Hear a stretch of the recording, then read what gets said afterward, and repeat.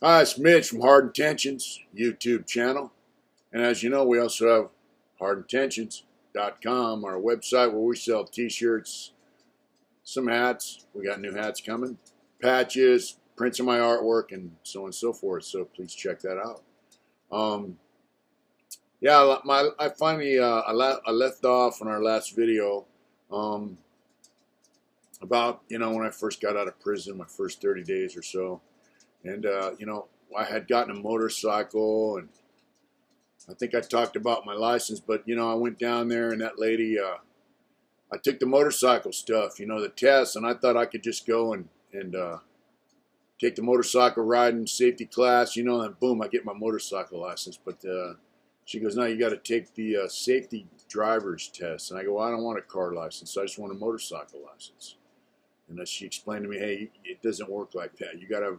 So basically, I had to have a car license and a motorcycle license. And so she hooked me up a temporary license and a temporary, I had a temporary registration on my motorcycle because I hadn't seen the CHP has to inspect your motorcycle. My motorcycle's a salvage title motorcycle.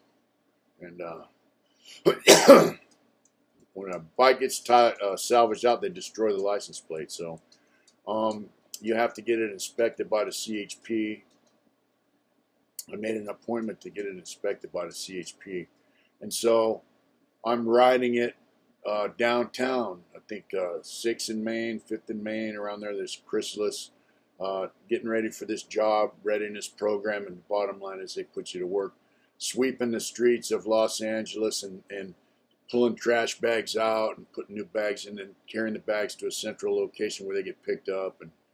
And so I'm going through the 2-week, prep for it, and I'm riding my bike back and forth, and I'm feeling pretty confident about myself, because I'm legal, and I know I'm legal, and so I'm riding home one day, man, and I lived on 54th in Vermont, so I leave, I can't remember what street I was on, Broadway or, anyways, it runs parallel to where I'm going. It takes me up to 54th, and then I cut over to my pad. I'm like 2-3 blocks from cutting over, and I come up to a stoplight, and there's a cop behind me over here on a motorcycle, and I see there's a cop on the other side of the street coming this way, and I go, fuck, cops, but I got a helmet on, I'm legal, I got a piece of paper that says it's a temporary motorcycle license, and I got a temporary registration. And so I take off. What happened was this cop over here saw that I don't have a license plate, and he radioed this cop. So as I take off, this guy zoomed around, pulled me over, and this guy reads me the fucking riot act. How come you don't have a license plate on this motorcycle? And I explained to him, look, I'm going tomorrow. I waited 2 months. I've been riding my bike for 2 months, And I explained to him, hey, look, I'm going in tomorrow. He goes, well, you should have done this already. I'm like, look, dude, I had to make an appointment. The appointment's 2 months. And this guy's like little, asshole, Mighty Mouse, Napoleon complex kind of dude. And I'm using all my social skills I learned in all the programs I've been in, in prison. The last one was a long-term offender program, and I'm keeping my cool, I'm taking deep breath, and I'm trying to explain to him, look, I have a temporary motorcycle license, this and that. So he runs my stuff through the database, right? And he tells me, you're not on file. I go, what do you mean? He says, you're not in the computer. You don't have a license. I go, it's right there. It's a temporary motorcycle license, They're going to give me a hard license once I take the driving test for the car. And, he says, I could get over that, but you don't have a license. And this registration and this and that. And I'm like, look, dude, this is what I got. It's legal. And he's like, I'm giving you a Fixit Ticket, for no license. And I'm like, fuck, man. I'm legal. And he's like, I could do a lot worse. And so right there, I realized, hey, I got to. It's a no-win situation. I'm gonna get a $25 Fixit ticket, and if if I continue to press the issue that I'm good, he could have my bike impounded. And I'll win, but I'm going to have to go to court. I'm going to have to miss out days of this program I'm in, getting ready to go to work. I'm going to miss out on money. So I'm like, all right, cool, you know. And he's like, and he looks at my license and he goes, "This your address?" I go, "Yeah." He goes, "You live here?" "I live in the hood, you know. I live in South Central." And he goes, I go, "Yeah." He goes, "What are you living here for?" And I go, "You know, it's a transitional housing." He goes, "Oh, you were in prison?" I go, "Yeah." And you know, he said, "How long are you in prison for?" And I told him 38 years. And then he's kind of like, "Wow, you know, what are you in prison for?" I said, "Murder." You know, I'm not going to explain the details to him because, you know, he's an asshole. And with dudes like this, you just got to realize that when you say one thing, they're going to come back at you with another. And because he's a cop and he's got a Napoleon complex, he's going to give you an antagonistic response, hoping to get a negative reaction from you. And so, you know, and I realize this. So I'm just like, you know, yeah, you know, I'm not explaining nothing to this dude. I'm not giving him no ends, you know. But, you know, he gives me a $25 Fixit ticket. But he's also telling me, "Yeah, you live over there. They're probably going to steal your motorcycle." I'm like, fuck, man, this dude. I go, "Why would they do that?" He goes, "Oh, you'll see, man. You know, I've been working this neighborhood for 20 years. I love it." So he was riding one of them BMW motorcycles, you know, instead of a Harley. I said, "How do you like them BMWs?" You know, kind of twisted up, and he caught him off guard. And he's like, "Oh, I love it. We used to ride these Harleys, but we switched over to these, you know," whatever he said a couple years ago or whatever. He goes, "I dig it, you know, blah, blah, blah." And so when I split, he's like, "Yeah, be safe, ride safe, you know." I'm like, "Yeah, cool." He's trying to, you know, see how you got to turn that around. See, so now he's trying to be a nice guy, trying to be my friend, you know, because he's giving me the ticket. So anyway, the next day, I go down to the highway patrol where I get there like a half hour early. You know, I'm sitting in the parking lot, and this younger Mexican cat walks out. You know, CHP officer. So, "Hey, here for a thing?" I go, "Yeah." And I told him what happened the previous day. You know, I said, "Look, I got this temporary registration. I got this temporary license. You know, and this guy gave me a ticket." I told him the story, and he goes, "You should fight that." He goes, "You're legal. You're legal to ride your motorcycle, man. That's way out." And but the way he was saying it was like he didn't have any respect for the cop that did that to me, you know.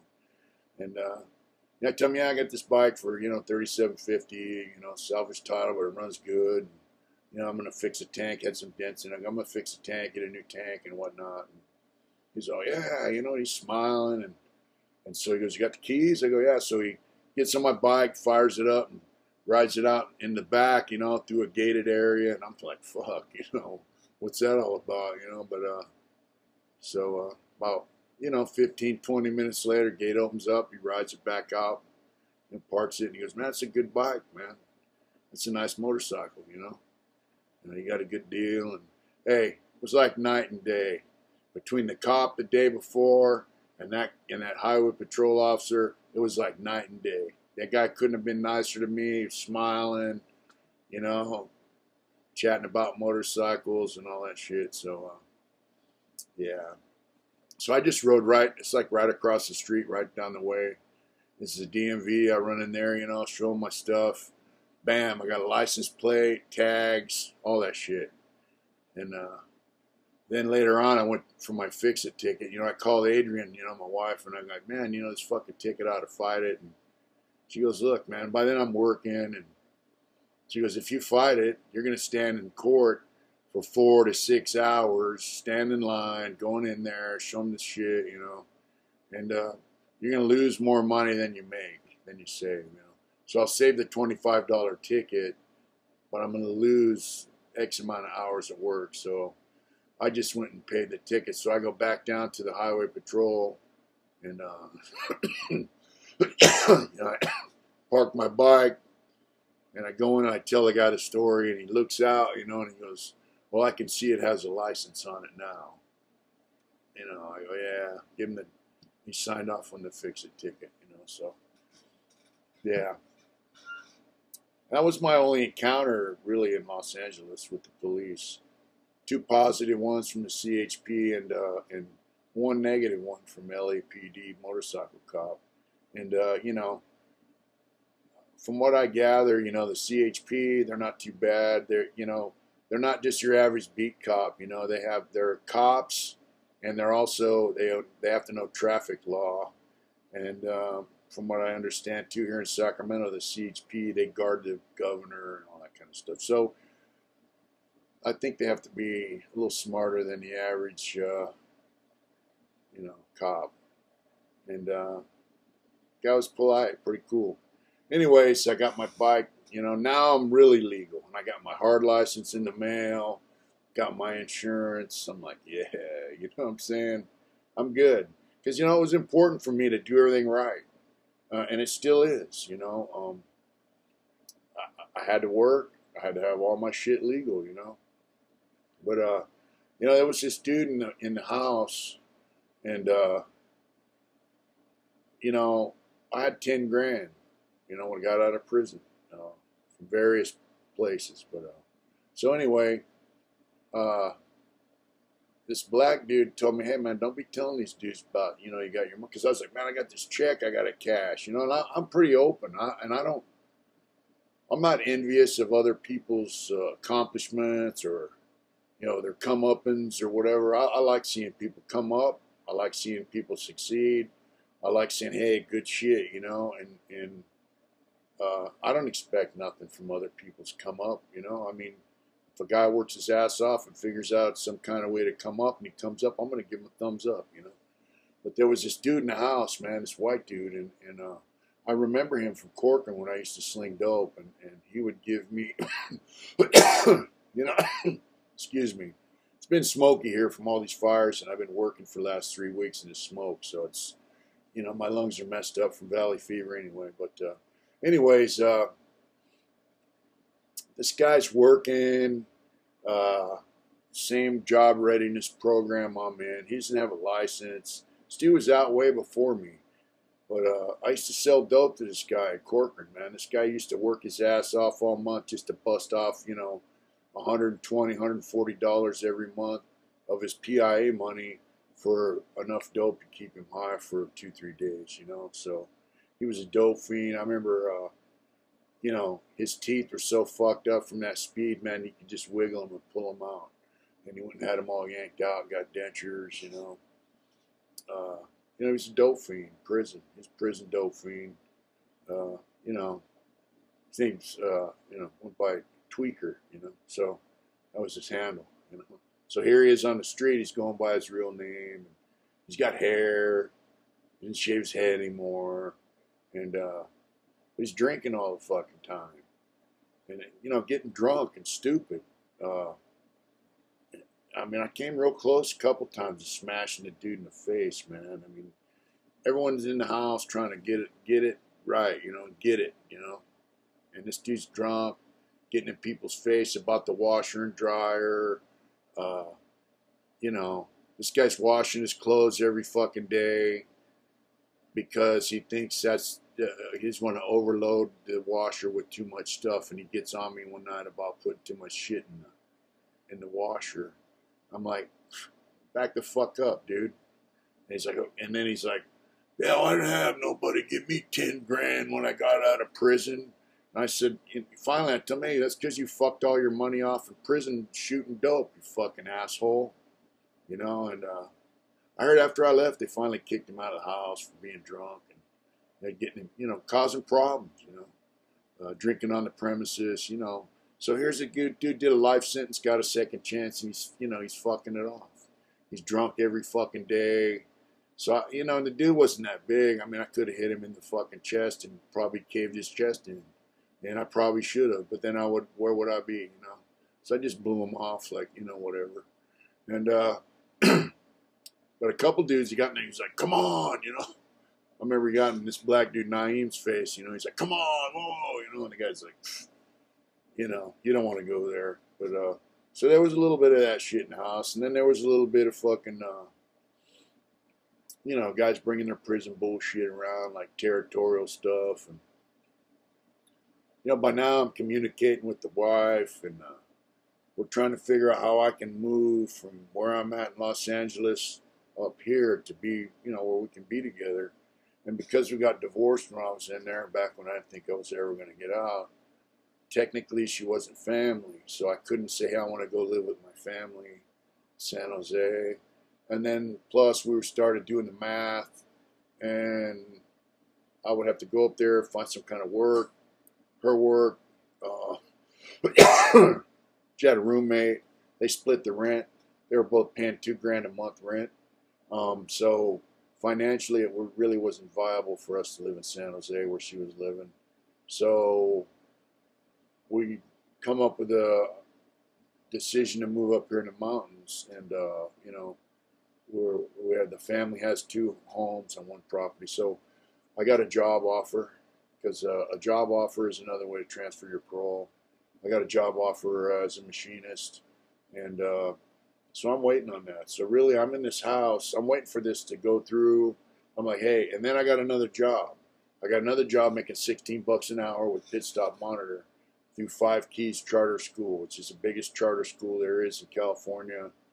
And they hired us to be pit stop monitors, you know. And I'm already working like in the industrial area, downtown, at the Figueroa corridor. That was my permanent route.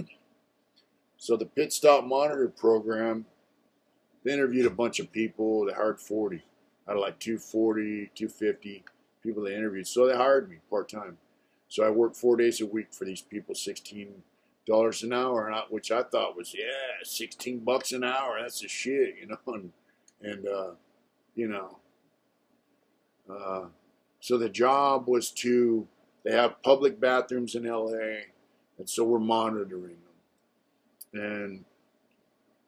And one person in the bathroom at a time, you know, male goes in at this time, comes out at that time, female, whatever. And what time they go in, what time they come out, we make sure they're clean, make sure they don't stand there too long, because there were gangs charging people money to use the bathroom previous to this, you know, and these are public bathrooms. So, but the thing about the job and the other job, so when I started that job, I worked 4 days a week. So the other 3 days a week, Chrysalis I gave up my permanent route to take this other 4 day a week job, but I could still work for them for a year total. So I would go down there. I'd be there at 5 in the morning. I'd get up, you know, 4:15, 4:30, eat real quick, call Uber. They'd take me down to Chrysalis 3 days a week. And man, there were dudes that lived downtown. They'd be sleeping in front of Chrysalis. There'd be 2, 3 guys, you know. But so I was doing that, and so then I had a different job every day, you know, and so I got to see more of Los Angeles, which was a trip. And you know, I seen a lot of guys that have been in prison, and then of course the Pit Stop Monitor job, I was working predominantly Skid Row areas. I worked on 6th and Gladys.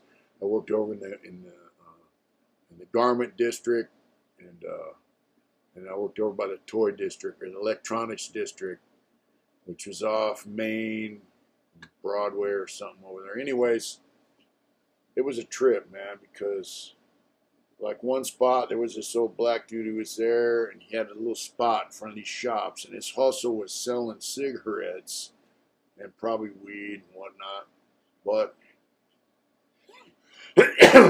excuse me, he also hustled all the business owners to sweep the sidewalks in front of their businesses, keep them clean, right? And it was a trip, dude. And he had all these little cronies around him. He was an older cat.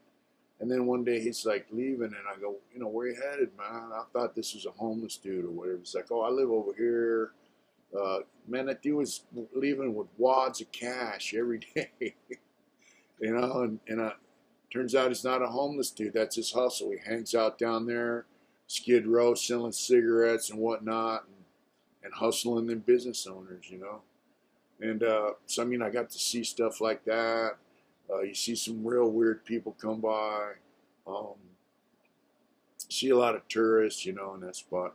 But the Six and Gladys spot, dude, that was like, that's like the heart of Skid Row. They got a little park right there.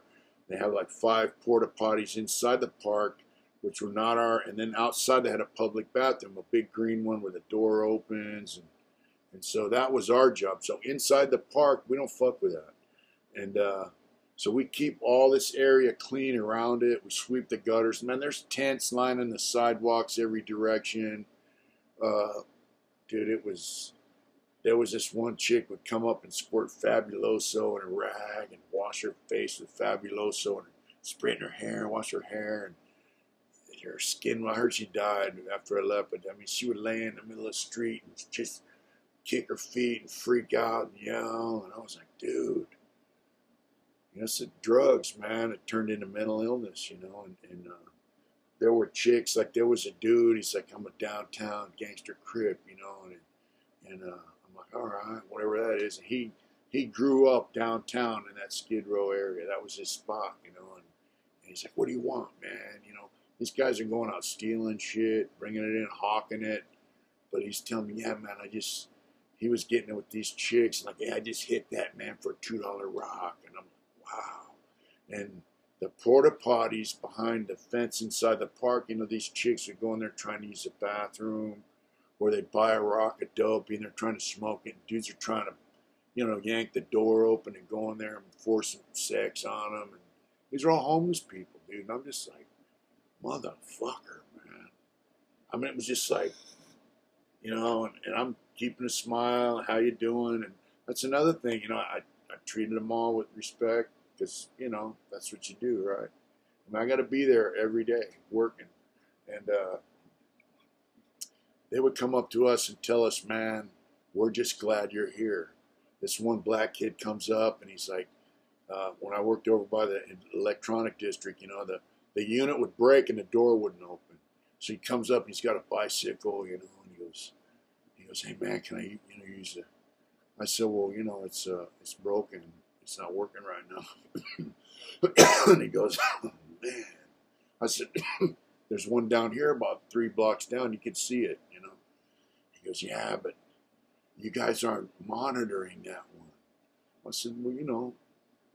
He goes, if I leave my bicycle outside, they'll steal my bicycle.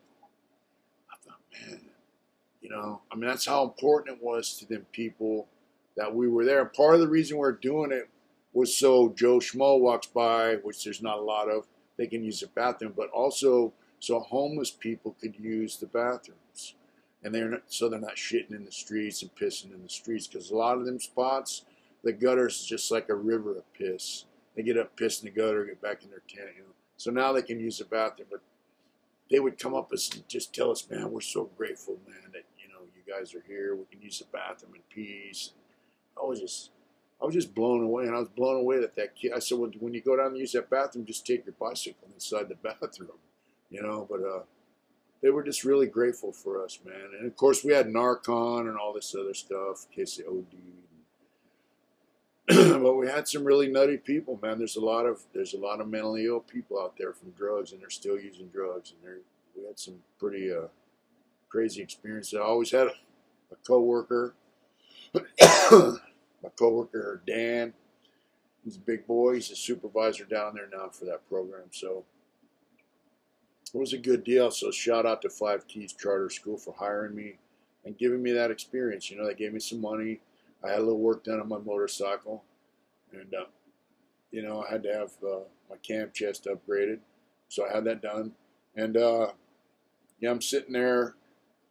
You know, I've been out for a while, but you know, I used to get on my days off. I get on my motorcycle, ride down to Santa Monica on the city streets, you know, and I take Martin Luther King down to Crenshaw and then over, you know, and I go down to Santa Monica or Venice Beach, park my bike, and just sit there, man, and just, you know, because I grew up in San Diego, I'd be at the beach all the time, and dude, I would just sit there, man, and just look at the ocean, or I'd walk out on the pier, and you know, you could see the shoreline, you know, and the water, and just think, man, this is just amazing, you know, and And just thank God, man, I had that second chance, you know.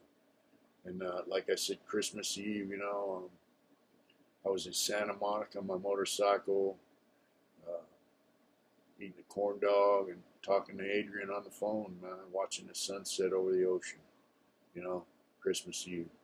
It was just, I mean, it was just incredible, you know. And really, I was still fresh out. I was still getting my bearings. I mean, I was acting like I was more solid with it than I was, but you know, they say fake it till you make it, you know. But you know, I used to walk through Venice and check out people selling shit. It was like a bunch of homeless guys making some garbage ass art, trying to sell it to tourists, and they were selling it. I thought, man, this is crazy, you know. But some of the art down there was pretty cool. Some of them guys had spray can art. They would do on boards like spray can art stuff, and they had a little system they had. And they were selling shit to tourists, making a few bucks, you know. But it was pretty cool. It really was. Um, then, of course, I met a guy, Brent, on Facebook, and he came to see me, you know. And then when Adrian came down, we went out to dinner. That was cool. He's a South Bay guy, you know, motorcycle rider. And it was a good experience. LA was a good experience. I'm glad I started there. I got to see how life was in the city. LA is cool, has a lot of good stuff, has a lot of bad stuff. You know, there was a black dude, John. I might have mentioned this before. Big John, he's a big boy, like to eat. So we're like, hey man, you know, what are you eating tonight? What are you eating? You know, and I remember one night, man, we you know, we got all suited up to go to Superior Market over on Slauson, you know, and right when we got ready to twist the knob, we're at about 15 gunshots. We looked at each other, and he said, man, fuck that. I ain't going out there. You know, it was right. We lived about 3 or 4 houses down from the corner. Right on the corner, I guess they had a high-speed chase. This dude got out of his car. They shot him, killed him right there. You know, right there. You know, it was on the news within minutes. It was, they were watching the TV in the living room. There it was, you know. And there were times when you know, the helicopter would be buzzing our house in our neighborhood for, you know, until 3 or 4 in the morning for like 4 or 5 hours straight looking for people. So you knew where you lived. I mean, you lived in the city and you lived in the ghetto. There's crime in the ghetto. And so that's why the cops are there. I mean, there's not the same amount of crime in Beverly Hills as there is in South Central. So, you know, it's pretty, do the math, right? It's pretty obvious. But, you know, I didn't mind. I would go out at night, 9, 10, 11 o'clock at night, and I'd walk laps around my neighborhood with earplugs in, you know, earpiece, and talk to her, talk to the wife, you know. And, you know, people thought I was fucking crazy, but, you know, it didn't bother me. I remember working with these kids, you know, and, well, where do you live? You know, I told them where I lived. They go, man, that's the worst fucking neighborhood in LA. Because they have a lot of different groups of people vying for this neighborhood. It used to be predominantly, because it's like Vermont, Hoover, Figueroa, you know, it's used to be all predominantly black. I mean, all black.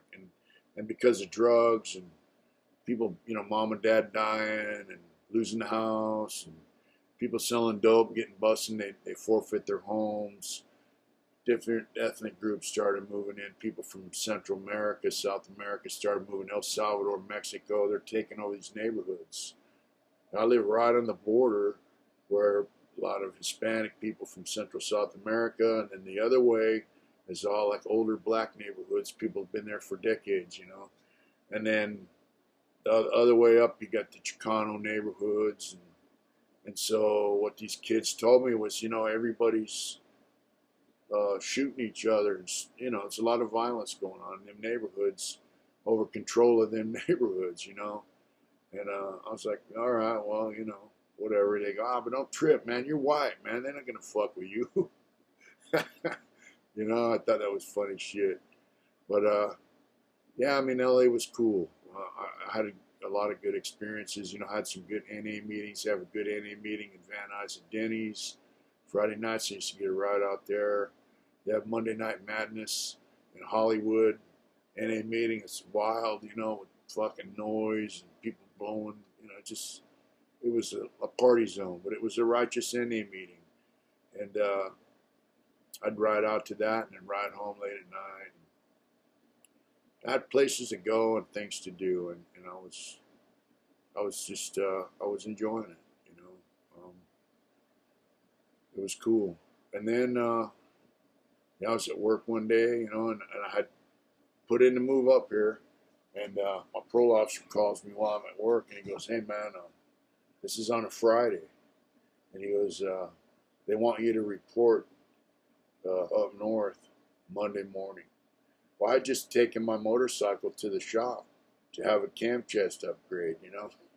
And I said, "Hey man, you know, my bike's in the shop. I got no transportation.